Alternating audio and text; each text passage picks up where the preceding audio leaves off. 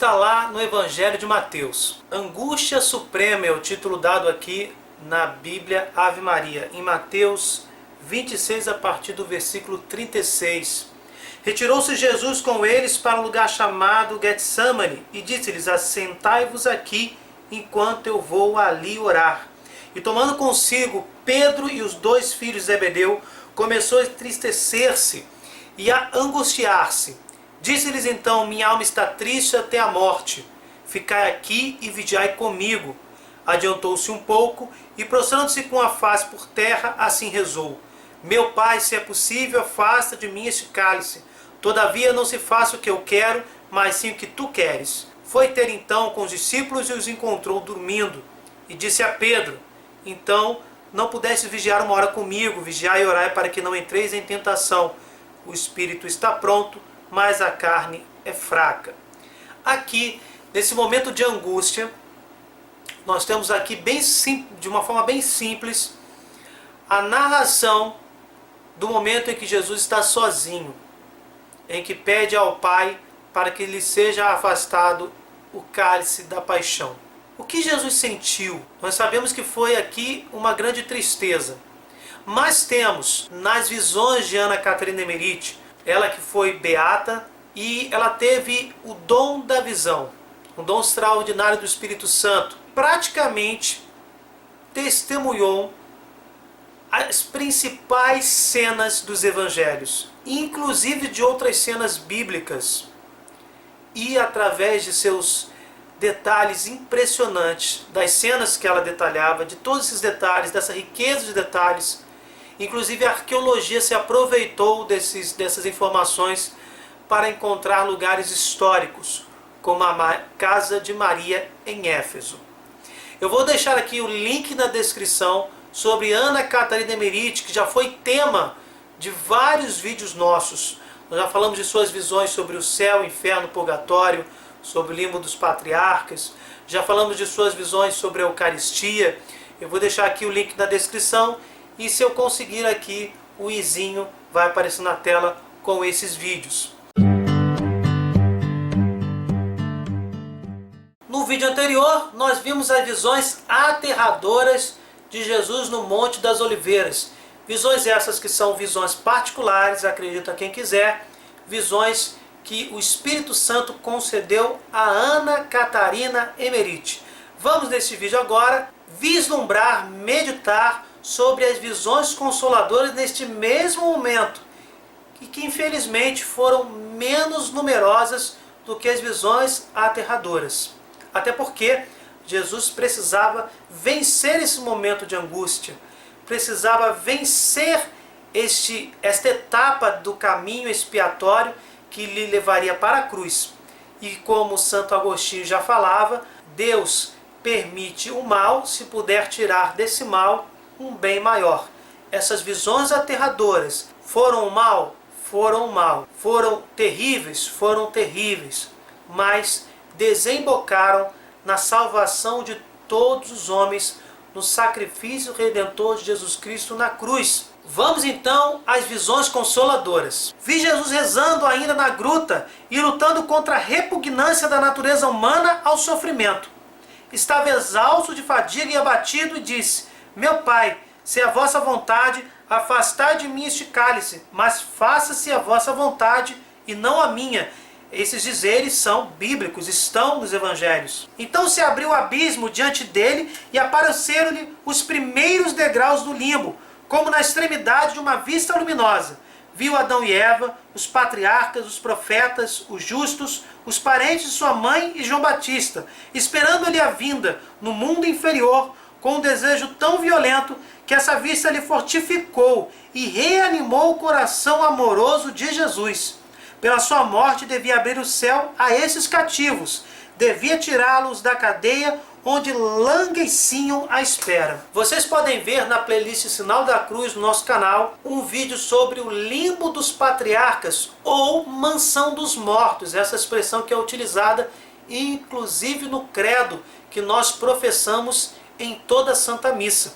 A mansão dos mortos ou limbo dos patriarcas era o local espiritual onde ficaram todos os justos que morreram antes de Jesus Cristo e não podiam entrar em comunhão definitiva com Deus no céu, porque o céu estava fechado. Porque esta comunhão, né, nós sabemos que é um local espiritual, não é um local físico. Podemos dizer assim, esta comunhão definitiva com Deus foi interrompida com o pecado dos primeiros pais. Então todos os homens que se arrependeram, que foram justos na sua peregrinação na terra, na sua vida mortal, estavam neste local espiritual denominado Limo dos Patriarcas, ou seio de Abraão, isso está lá no Evangelho de Lucas, se não me engano, ou mansão dos mortos, expressão utilizada pela igreja no credo, na profissão de fé, que nós recitamos em toda a Santa Missa. Jesus, nesse momento, viu todas essas pessoas justas que estavam no limbo dos patriarcas e que por causa do seu futuro sacrifício seriam libertas, entrariam em comunhão definitiva e plena com Deus, entrariam no céu. Tendo visto com profunda emoção esses santos dos tempos antigos, apresentaram os anjos todas as multidões de bem-aventurados do futuro, que juntando seus combates aos méritos da paixão do Cristo, deviam unir-se por ele ao Pai Celeste. Os anjos mostraram para Jesus Cristo todas as pessoas que seriam salvas, pessoas salvas em todos os tempos, salvas evidentemente graças ao seu sacrifício redentor. Era uma visão indizivelmente bela e consoladora.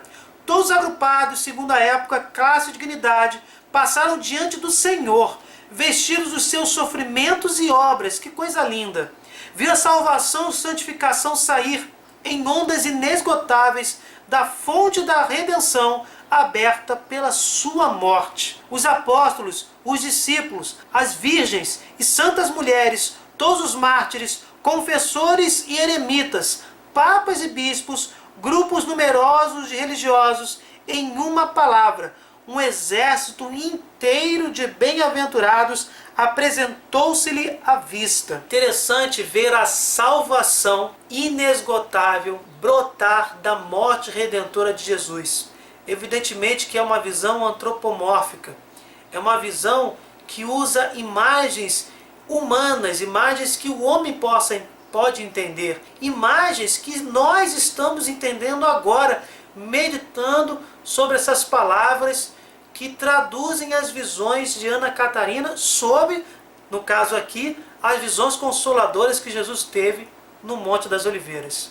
São belíssimas e nos fazem acreditar que no fim o bem triunfará.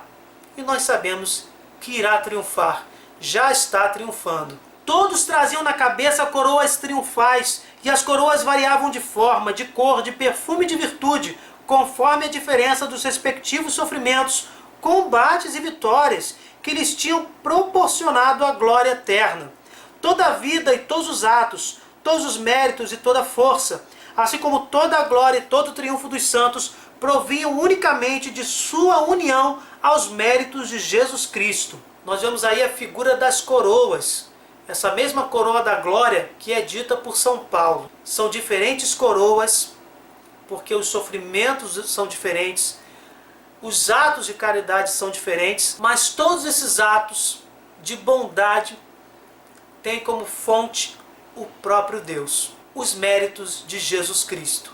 A ação e influência recíproca que todos esses santos exerciam uns sobre os outros, a maneira por que auriam a graça de uma única fonte do Santo Sacramento e da Paixão do Senhor, apresentava um espetáculo singularmente tocante e maravilhoso. Jesus estava vendo a comunhão dos santos.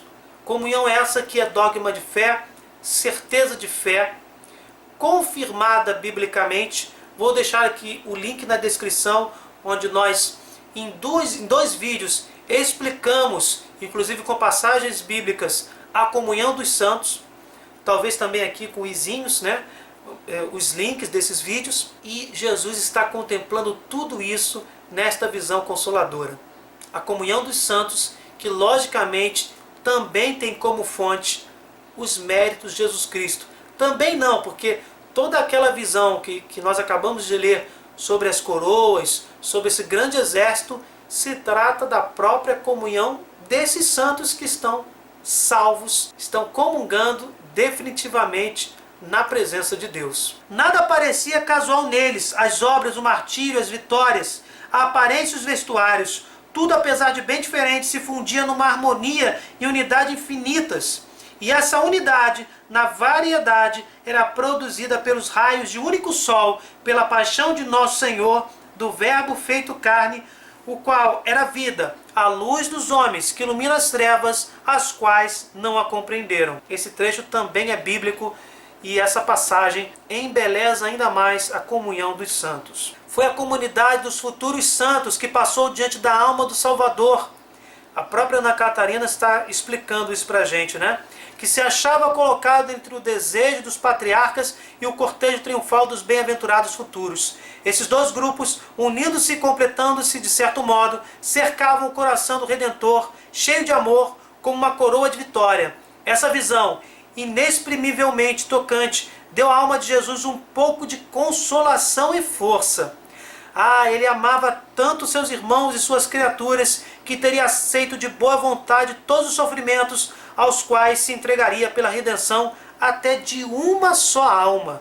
Como essas visões se referissem ao futuro, pairavam em certa altura. Mas essas imagens consoladoras desapareceram e os anjos mostraram-lhe a paixão. E aí estão terminando as visões consoladoras.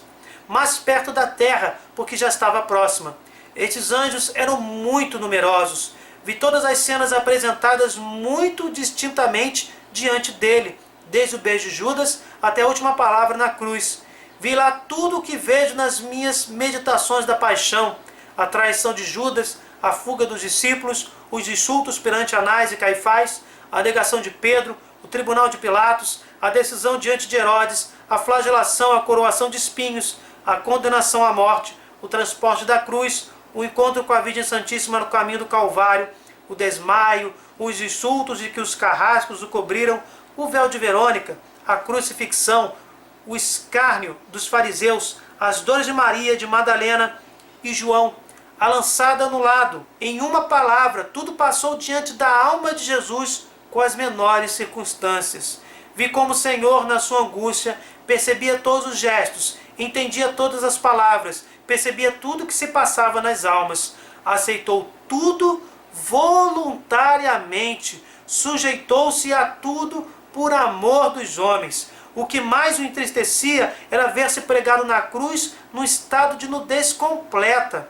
A nudez entristecia Jesus de uma forma muito intensa. Para espiar a impudicícia dos homens, implorava com instância a graça de livrar-se daquele opróbrio e que pelo menos lhe fosse concedido um pano para cingir os rins. E vi ser atendido, não pelos carrascos, mas por um homem compassivo. Nós não sabemos realmente se isso aconteceu, é uma visão particular, mas nós sabemos, muitas pessoas dizem que historicamente Jesus foi crucificado nu. E as imagens possuem aquele pano que cobre Senhor Jesus na altura da cintura. Entretanto, este detalhamento nos mostra que é sim possível que todas as imagens que representam o sacrifício de Jesus na cruz estejam, na verdade, cumprindo um fato histórico. Mas vamos terminar. Jesus viu e sentiu profundamente a dor da Virgem Santíssima, que pela união interior aos sofrimentos do seu divino Filho, caíra sem sentidos nos braços das amigas no vale de Josafá.